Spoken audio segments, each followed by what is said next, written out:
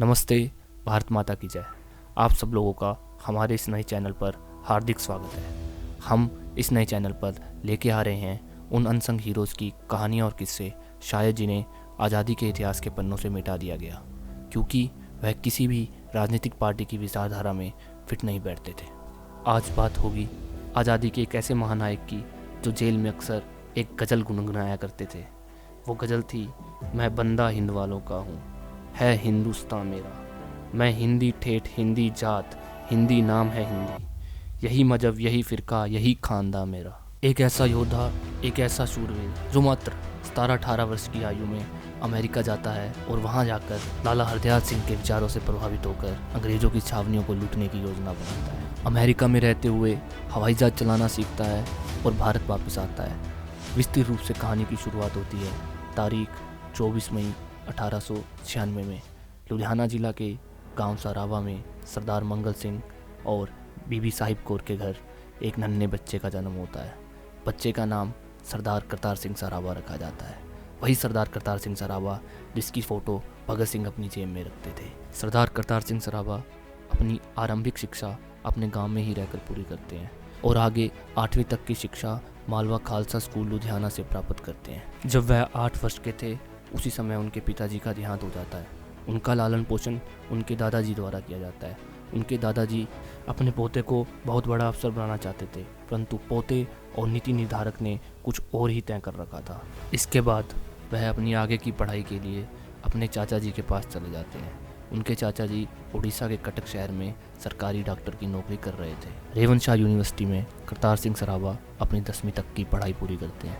कक्षा में अव्वल रहने वाले करतार सिंह सराभा अपनी आगे की शिक्षा के लिए कैलिफोर्निया विश्वविद्यालय अमेरिका में जाते हैं, जहां पर वो रसायन विज्ञान की पढ़ाई करते हैं। अमेरिका में ही पढ़ाई के दौरान वह राजनीतिक नस्लभेद के शिकार होते हैं। अमेरिका में प्रवासी भारतीयों को गुलाम समझा जाता है। इस सब को देखकर उनकी सामाजिक चेतना का विकास होता है। वहाँ सैन फ्रांसिस्को में एक सभा के दौरान उनकी मुलाकात लाला हरदयाल सिंह से होती है। करतार सिंह सराभा लाला हरदयाल सिंह से मिलकर गदर पत्रिका की शुरुआत करते हैं। यही पत्रिका इतनी प्रसिद्ध होती है कि गदर पार्टी का निर्माण होता है और प्रवासी भारतीयों में गदर लहर की शुरुआत होती है। इस लहर का इतना असर होता है कि अमेरिका और कनाडा से जहाज भारत की ओर निकल पड़ते हैं। स्वयं करतार सिंह सराभा लंका के रास्ते भारत आते हैं। कोलंबो से कलकत्ता जाते हैं। वहाँ उनकी मुलाकात रास बिहारी बोस से होती है। दोनों मिलकर बंगाल और उत्तर भारत में क्रांति के लिए क्रांतिकारियों को एकत्रित करते हैं। तय होता है कि 21 अक्टूबर 1915 को अम्बाला कैंट से विद्रोह शुरू करना है। उत्तर भारत की सबसे बड़ी छावनी फिरोजपुर और लाहौर छावनी में विद्रोह का जिम्मा मिलता है करतार सिंह सराभा को। इन छावनियों में भारी भरकम मात्रा में गोला बारूद है। इसे लूटने के लिए करतार सिंह सराभा ट्रकों और गाड़ियों का इंतजाम करते हैं और किसानों को समझाते हैं कि प्रथम विश्व युद्ध शुरू होने वाला है, अगर मरना ही है तो देश के लिए मरो। ऐसा समझाते हुए करतार सिंह सराभा उन्हें बताते हैं कि फिरोजपुर छावनी से लूटे हथियारों को मालवा और लाहौर छावनी से लूटे हुए हथियारों को माझा के किसानों में वितरित करना है और यह योजना बनती है। जैसा कि भारत के इतिहास में होता है, हमारे यहाँ चमचों और गद्दारों की कमी नहीं रही है। एक हफ्ता पहले ही अंग्रेज़ों को इसकी भनक लग जाती है। करतार सिंह सराभा और उनके 6 दोस्तों को गिरफ्तार कर लिया जाता है और उन्हें कोर्ट में जज के सामने पेश किया जाता है। जज ने समझाया कि अपने तेवरों को नरम रखो, परंतु करतार सिंह सराभा कहाँ अपने सिद्धांतों से समझौता करने वाले थे। करतार सिंह सराभा कहते हैं कि मैं चाहता हूँ कि मुझे फांसी मिले, मैं एक बार फिर जन्म लूँ और जब तक भारत स्वतंत्र नहीं होता तब तक मैं जन्म लेता रहूँ, यही मेरी आखिरी ख्वाहिश है। उनके दादाजी उन्हें जेल में मिलने आते हैं और बताते हैं कि रिश्तेदार तुम्हें पागल समझते हैं। उन्होंने कहा कि कोई रिश्तेदार हैजा से मरेगा, कोई मलेरिया से, मुझे यह मौत देश के खातिर मिलेगी।